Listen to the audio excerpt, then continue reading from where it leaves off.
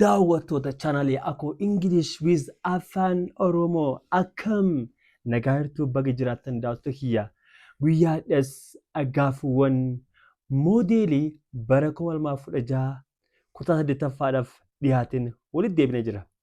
Yeroo baay'eedhaaf gaaffii moodeelii kana akka isin dalaguuf na gaafachaa turuun keessan ni beekama. Haala mijeeffadhee yeroo mijeeffadhee guyyaadhaa anis gaaffii kana qabadhee isiniif dhiyaadhee jira. Gaaffii addaa irratti fookas kan godhu yookaan immoo kan irratti hundaa'u kan namoota hunda kooman godhu kutaa 8ffaadhaaf haa ba'u malee kutaa hunda kan of keessa qabatu gaaffii giraamariitiin isiniif dhufee jira jechuudha. Yeroo argadhe yoo gaaffiin kunis nu dhibanaa jettan gaaffii kanallee isiniif fida rakkoon hin jiru jechuudha. Kanaaf paartii lamaffaa giraamariidha. Paartii tokkoffaan paaseejii jechuudha. Paaseejii argattan dubbisaa dalagaa jechuudha. Amma gaaffii 30dha. Hanga gaaffii 49 gaaffii giraamarii waan ta'eef gaaffiiwwan kanneen isiniifan dalaguu murteessee jira jechuudha guys. Kanaaf gaaffii 30ffaan maal jedha? Dursa chaanal kiyya akkuma duraanii subscribe, like, share akka naa gootan yaa Oromoo kiyya na bira dhaabadha. Yoomii tanan an isin malee nam tokkollee hin qabuuti. Chaanalii kiyya kana dafaa naa guddisaa, share naa godha. Uummata Oromoo bal'aa biraan naaf kaasachuu barbaada jechuudha. Kanaaf kallattii maan gara gaaffiitti yoo deebi'u gaaffiin 30ffaan maal jedha? I blank space my face every morning guys. Gaaffiin kun teessi kaminni? Gaaffii teensi simple present tense. Akkamitti beekte yoo naan jettan every morning. Every morning jechuun time expression tense simple present tense jechuudha. Kanaaf jecha every morning, every Friday, every Thursday, every Monday yoo kan jiru taate yeroo hundayyuu teessi kaminni? Tense simple present tense jechuudha. Kanaaf deebiin isaa maalidha? I dash my face every morning. Sabettiin keenya I waan ta'eef verbiin keenya ES fudhatu yookaan immoo S fudhatu jechuudha. Kanaaf deebiin isaa maal ta'a? B ta'a jechuudha. The answer is what? The answer is B. I wash my face every morning. Gaaffii lamaffaan 31ffaan maalidha? You teach so nicely. You teach so nicely. You are a dash teacher than me. You are a dash or a blank space teacher than me. Gaaffii waa'ee maaliiti guys? Gaaffii waa'ee comparative degree jechuudha. Gaaffii waa'ee nama lamaa wal madaalsuu jechuudha. Maal jedhee? You teach so nicely baay'ee barsiisa.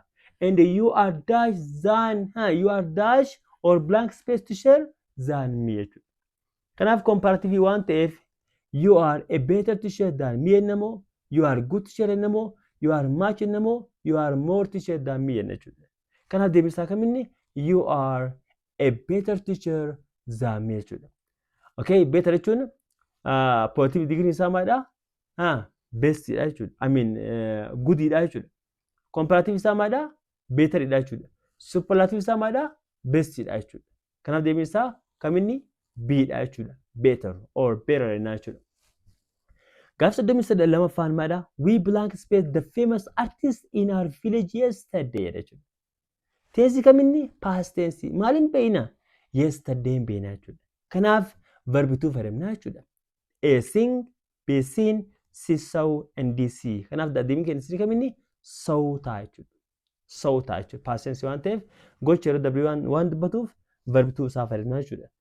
Gaaffii 33ffaa cheese blank space from milk. Cheese blank space from milk. A is made, B made, C make, and D is making it. Okay, cheese blank space from milk. Gaaffii waa'ee activity passive jechuudha. Activity fakkaata baay'ee waan of keessaa hin qabneef garuu gaaffichi maalidha? Passive dha jechuudha. Kanaaf deebisaa kaminni? Cheese is made from milk jenna jechuudha. Cheesein maalirraa dalagame yookaan immoo IB maalirraa dalagame? Milk irraa aannan irraa dalagame jechuudha. Kanaaf gochi maalirratti deeme? Cheese irratti deeme jechuudha. Kanaaf deebisaa kaminni? A is milk jenna jechuudha. A is made jenna jechuudha. Gaaffii 34ffaan maal ta'a? We usually blank space breakfast before going to school. Again, the question what? The question is about simple present tense. Gaaffii waa'ee kamiti? Gaaffii waa'ee simple present tense naan. Maaliin beekna? We usually dha jira jechuudha. Usually time expression tense simple present tense keessaa maalidha? Tokko jechuudha. Kanaaf We usually eat breakfast before going to school. Deebiin isaa kaminni C. We usually eat innaan jechuudha. Soddomii shanaffaan it is blank space to live in a city than in the countryside. It is dash to live in a city than in the countryside. Again, the question, guys, about what? It's about comparative degree. Ammallee wal madaalchisu jechuudha. A as expensive not, B not as expensive, C the expensive, D more expensive. Deebiin isaa maal ta'a? D more expensive. Maaliif more fayyadamde? Because silabilii lamaa fi lamaa ol waan qabuuf jechuudha. Birsa dheeraa waan ta'eef maal dubaraan fayyadamne? Expensive dheeraa waan ta'eef moorii dubaraan fayyadamne jechuudha. Kanaaf it is more expensive to live in the city than in the countryside. Magaalaa jiraachuun baay'ee guddiidha. Baay'ee ulfaatadha. Baadiyyaa caalaa jedha jechuudha. Alright. Gaafa 36ffaan maalidha? Caaltuu blank space her mother is loved, loves, loving, was loved jechuudha. Deebiin isaa kamin guys? Deebiin isaa B. Caaltuu loves her mother. Caaltuun haadha ishiitu hin jaalatamte hin jennu. Okay? Caaltuun haadha isii ni jaalatte jechuudha. Caaltuu loves her mother. Activeidha jechuudha guys. Activeidha jechuudha. 37ffaan my house is quite small. It is not that yours. Kunillee gaaffii waa'ee maaliiti? Gaaffii waa'ee comparison ta'a jechuudha. Manni kee baay'ee xiqqaadha. It is not blank space yours. Hankeetiin ga'uu hin danda'a waan biraa jechuudha hin beeku. A big as, B as big, C big than, and D as big as jechuudha. Kanaaf maalidha? My house is quite small. Manni kee baay'ee xiqqaadha. It is not that yours. It is not as big as yours. It is not as big as yours. Kanaaf deebiin isaa kaminni D ta'a jechuudha. It's not as big as yours. Deebiin isaa D ta'a jechuudha guys. 38ffaan someone blank space have a driving license in order to drive. Namni tokko konkolaataa oofuudhaaf hayyama konkolaachisaa qabaachuu qaba jechuudha. Kanaaf someone does not, someone must, C someone may, and D someone cannot dha. Deebiin isaa sirriin kaminni someone must have a driving license in order to drive a car jechuudha. Namni hundiniyyuu konkolaataa oofuudhaaf hayyama konkolaachisaa qabaachuu qaba jechuudha. Kuni gaaffii 38ffaa jechuudha. Gaaffii 39ffaan maalidha? He works in the factory. He died there for 7 years. Tensi kaminni? Tensi present perfect. Maalin beekna? For 7 years waan ta'eef. Yeroo baay'ee for efficiency tensi present perfect keessatti waan fayyadamnuuf tensi kun tensi present perfect ta'uusaa hin hubanna jechuudha. Kanaaf A he worked, has worked, been worked, had worked. Deebiin isaa kaminni? B he has worked. He works in the factory and he has worked there for 7 years. Factory yookaan immoo warshaa keessa dalagaa achi keessa waggaa 7 dalagee jechuudha. Hanga ammaa dalagaa jira jechuudha. 40ffaan maalidha? Gammachuu is an experienced rider. He does train you how to ride a horse. Okay? Gammachuun rider irratti experience qaba. He does train you how to ride a horse. Akkamitti akka horsii oofan trainingii si darsiisa experience waan qabu jechuudha. A was, B is, C can, and D has. Deebiin isaa maalidha? C he can train you how to ride a horse. Akkamitti akka horsii oofan dandeettu train si gochuu danda'a jechuudha. So the answer is what? C can jechuudha. Dandeettii agarsiisa jechuudha. 41ffaan haasaa tolaa fi amaan jidduuti jechuudha. Tolaan amaan maal jedheen? I have got a serious headache. What do you advise me? Mataan baay'ee na dhukkubaa jira. Maal na gorsa jennaan? Amaan maal jedheen? You dash go to the nearby clinic now. It may be malaria jedha jechuudha. Kanaaf gaaffii waa'ee maaliiti? Gaaffii waa'ee model verb jechuudha. Model verb is what? Model verbs of piece of advice. Model verb gorsaa jechuudha. Kanaaf deebiin isaa maalidha?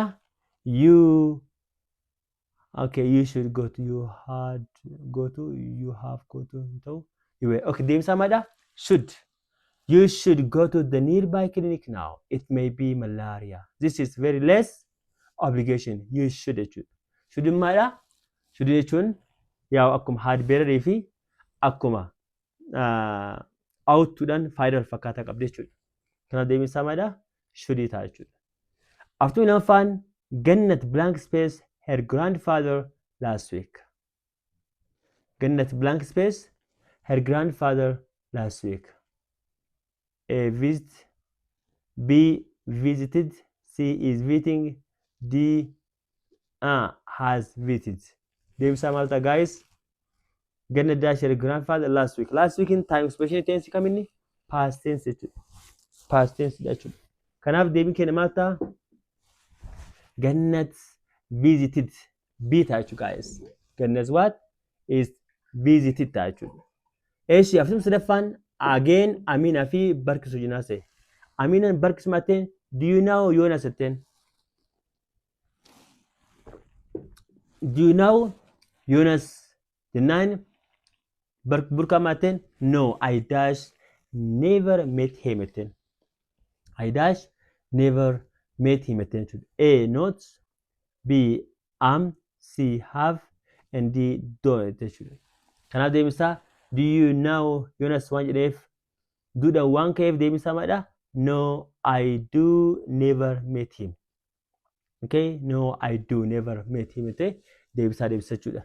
Never of keessaa waan qabu jecha negative keessaa waan qabuuf do not wanni jennu jiru. Fakkeenyaaf I do not never negative lama bakka takka fayyadamuu waan hin dandeenyeef maal fayyadamne sitti maal fayyadamne wanta akkale fayyadamuu dandeenya jechuudha. Kanaaf I do never jennaan jechuudha. Affirmative jennaan jechuudha. After afraffaan dash or blank space the dog bites you when you entered the compound. What's the answer? Blank space the dog bites you when you entered the compound. A did, B had, C has, and D does. Blank space the dog bites you when you entered the compound. Okay, the dog. Deemsa maal ta'a? Deemsa guys. Deemsa? Deebiin isaa. Did the dog bite you when you enter the compound? Deebiin isaa didha jechuudha. After shanaffaan what your blank space in the city since 10 years ago? A lived, B lives, C has lived, and D has lived. Waria has lived in the day, okay, what is this? In the city since 10 years ago. Yeah. Okay, after Shanafan Maida, after Shanafan, what your blank space in the city since 10 years ago? Again, Gafi why Marty? Gafi why past tense. What your blank space in the city since 10? No, hey, I'm sorry. The question, guys, about present perfect tense. Gafi why present perfect. Malfinan, what your blank space in the city since one jechuudha jechuudha present perfect jechuudha. Kanaaf deemsa kam ta'a? D has lived jechuudha. So Waria has lived in the city since 10 years ago jechuudha. Eeshi gaafii 46. The phone rang while I dash a letter.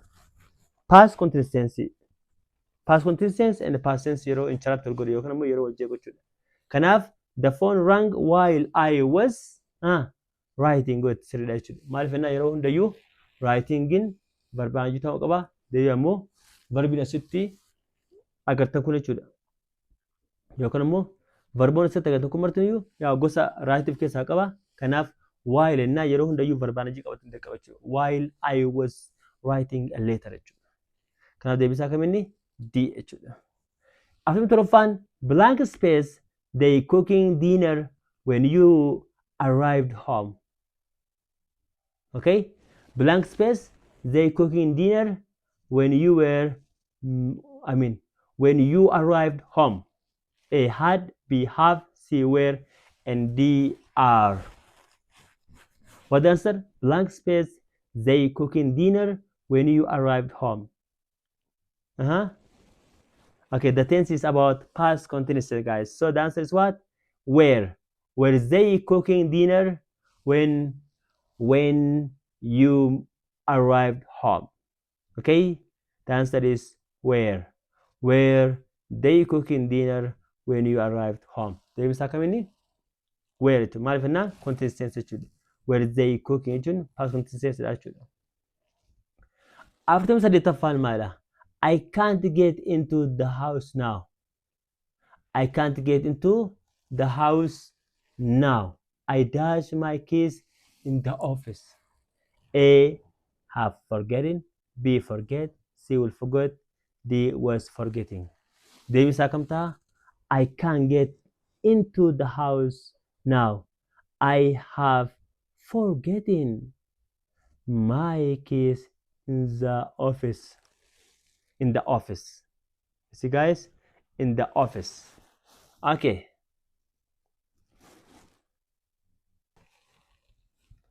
Gaafin after sagalaffaa inni dhumaadha. Partii giraamarii maalidha?